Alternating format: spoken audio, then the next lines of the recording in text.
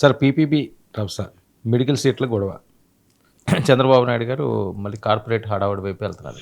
Medical సీట్లు వాటి మీద తప్పకుండా వాళ్ళు ఏదో 1 కోటి సంతకాలు సేకరించాం మేము గవర్నర్కి ఇస్తున్నాం అన్నారు. ఆ సంతకాలు ఇలా సేకరించారు అలా సేకరించారు అంటే అది ఉంది. విద్యార్థి సంఘాలు, యువజన సంఘాలు లేదా వామపక్షాలు వాళ్ళు రౌండ్ టేబుల్ వాళ్ళు చేస్తున్నారు.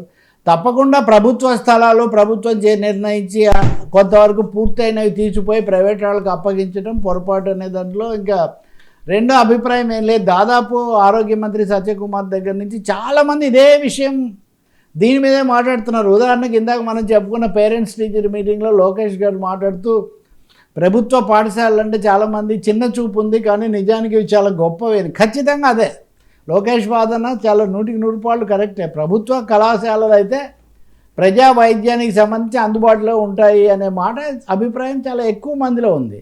కానీ ఇప్పుడు ఇంతకుముందు జగన్ ప్రభుత్వం ఏమో మేనేజ్మెంట్ కోటా పెంచుకొని అమ్ముకోవడానికి వాళ్ళకు ఒక అవకాశం ఇచ్చింది.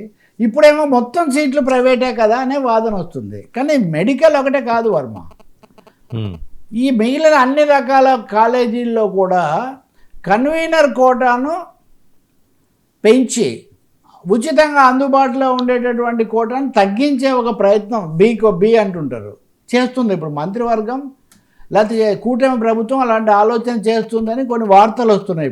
అంటే ఇప్పుడు 30% వాళ్ళు 70% మామూలు మెరిట్ బేస్డ్గా ఇస్తున్నారు. ఫీజు కొంచెం ఎక్కువైనప్పటికీ కూడా ఇప్పుడు దీన్ని 20% ఈ ప్రైవేట్ కోటాను ఇంకా పెంచి ఎన్ఆర్ఐలకు వాళ్ళకు వీళ్ళకు అందుబాటులో పెట్టాలి, 70% ఉన్నటువంటి జనరల్గా ఈ కేటగిరీని తగ్గించాలి అని చేస్తున్నారు. అంటే మెడికల్ కాలేజీలే కాకుండా మిగిలిన కాలేజీల్లో కూడా ఈ ప్రైవేట్ సీట్లు లేదా పరోక్ష పీపీపీ పద్ధతి పెరుగుతుంది అనే ఒక ఆందోళన వ్యక్తం అవుతుంది. అనేక వివరాలు కూడా వస్తున్నాయి దీనికి సంబంధించి. సో వీటినైతే నివారించాల్సిన అవసరం ఉంది. ఇప్పటికే ప్రైవేట్ ఇవన్నీ కూడా చాలా ఎక్కువైపోతున్నప్పుడు నడుస్తున్న వాటిలో కూడా కోటాను పెంచి వాళ్ళకు వాటా కల్పించాల్సిన అవసరం ఎందుకుంది? మొత్తం మీద నడక ఎక్కువ ఈ ప్రైవేటు కార్పొరేట్ పద్ధతుల్లోకి వెళ్తూ ఉంది అనే ఒక ఆందోళన మటుకు వ్యక్తమవుతుంది. ఈ క్రమంలోనే చంద్రబాబు నాయుడు నిన్న ఈ పెట్టుబడులు వీటి గురించి కూడా చర్చించారు. 13 లక్షల కోట్ల రూపాయల పెట్టుబడులు కమిటెడ్ అని ఒప్పందాల ద్వారా. 13 లక్షల కోట్లు అంటే చాలా ఎక్కువనే. వెంటనే గ్రౌండ్ కావాలి. ఒకసారి ఒక ఒప్పందం కుదిరిన తర్వాత ఇదిగో ఇన్ని వారాల లోపలే గ్రౌండ్ కావడానికి అధికారులు చర్యలు తీసుకోవాలి, వీటి ద్వారా 40,000 ఉద్యోగాలు ఎన్నో రావాలని ఆయన చెప్తూ ఉన్నారు. అవి వచ్చి గ్రౌండ్ అయితే చాలా మంచిదే, కానీ అన్ని లక్షల కోట్లు రావడానికి నిజంగా ఒక ప్రాక్టికల్గా ఒక మార్గం ఉందా, లేకపోతే ఆ పేరుతో చాలామంది ఈ భూములు తీసుకొని ఒప్పందాలు తీసుకొని యాక్సెస్ పొందుతున్నారా అనే ఒక చాలా పెద్ద సందేహం అయితే కలుగుతుంది. ఇప్పుడు తెలంగాణలో కూడా హిల్ట్ పాలసీ అని పెట్టిన దాని మీద హైకోర్టు ఈరోజు విచారణ ప్రారంభిస్తూ ఉంది.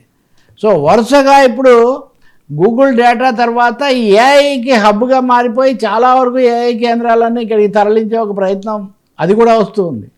కాబట్టి ఈ అంశాల్లో పెట్టుబడులు అవి నిజంగా ఎంతవరకు వాస్తవ పెట్టుబడులు వస్తున్నాయి, ఆయనే గ్రౌండ్ కావడం గురించి అంతగా నొక్కి చెప్తున్నప్పుడు గ్రౌండ్ కానివి ఎన్ని రౌండ్లు ఉన్నా ఒకటే కదా. కాబట్టి దీని గురించి ఆలోచించాల్సిన అవసరం ఉంది. అలాగే ప్రైవేట్ సీట్లు పెంచుకుంటూ పోతే మటుకు ఇప్పుడున్న విద్యా అందుబాటు కూడా తగ్గిపోతుంది ఇంకా.